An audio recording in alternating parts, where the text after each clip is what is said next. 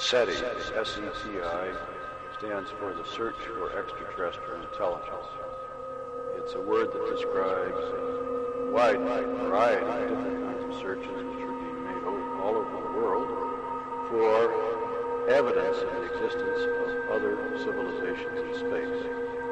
Almost all of the searches that are being done with telescopes. Our goal is to detect in those searches radio, radar transmissions from other civilizations. The first result that come from this is simply the knowledge that other civilizations exist in space. That, of course, would be an enormous milestone in the history of human civilization. Why do we search? It is because everything we know about our universe, about our planetary system, and about the origin and evolution of life on Earth seems to say that all of these things are the result of completely normal processes that occur in our galaxy.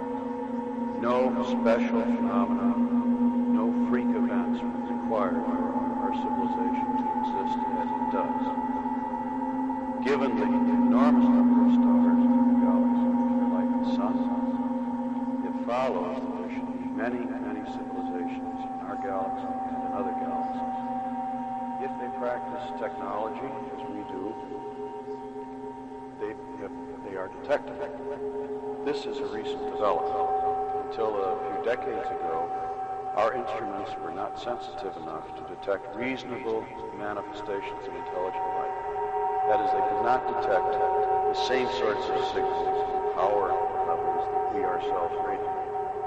However, we have crossed an important threshold in that we have developed instruments which can detect signals no stronger than we radiate across the vast distances which separate the stars. In fact, our present radio telescopes, if used properly, can detect Earth-like signals all the way from the far side of the galaxy. Therefore, it is reasonable to search. There would be an enormous intellectual payoff in the detection of other civilizations. Their mere existence is very important fact, which will influence our thinking, our philosophy, our outlook on life. We will learn almost certainly facts of science, evolution, biology, and other places which we could not learn by any other means. We would see what prospects there are for the future of civilizations, what becomes of them, how do they manage their resources, what ways of life do they adopt. All of these things are interesting in their own right. At the same time, they provide very useful information in developing our own resources and planning our own activities. I'll get back to a couple of your statements a bit later on. You obviously have touched the subject, but I'd like to be a bit more specific. According to your formula, ours is not the only civilization. Why do we start with the assumption, scientifically speaking, that there must be other civilizations? Our theoretical understanding of the formation of stars and our observations suggest that stars are formed, they are formed not alone, but must be accompanied by another object or objects. And indeed, about half the stars in the sky are double stars. We believe, from what we have seen and our theories again, that the remainder of the stars, or indeed even some of the double stars, are accompanied by planetary systems.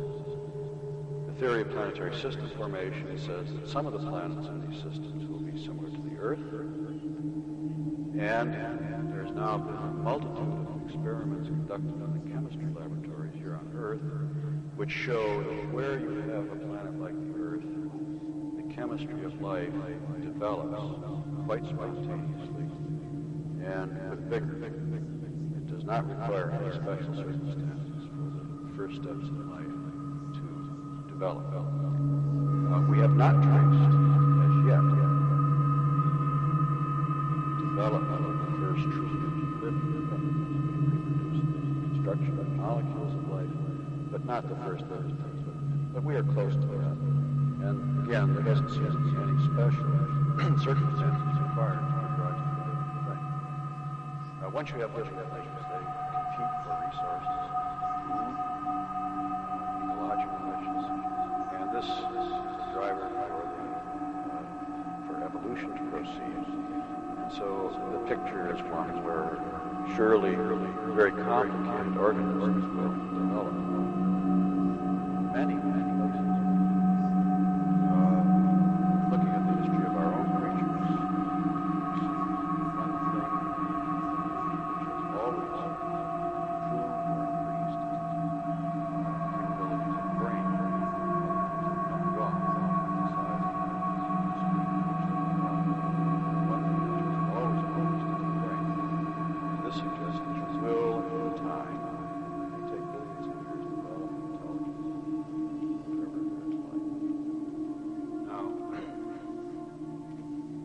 That intelligence may, in time,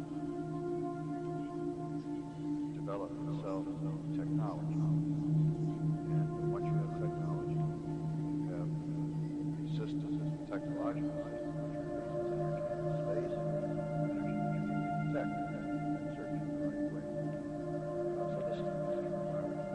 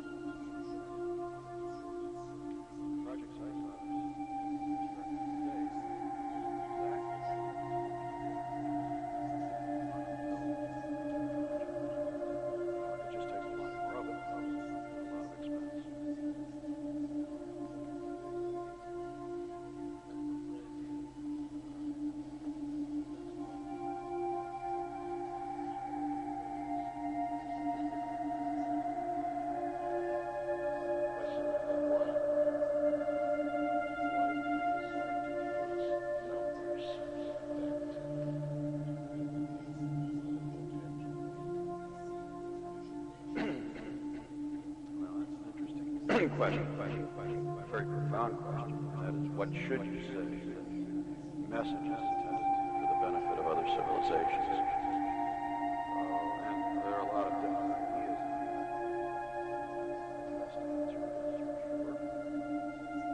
But one idea which is largely accepted is that we want to tell the other civilization the special things about us and our systems. We need not tell them basic science or mathematics. They know all that.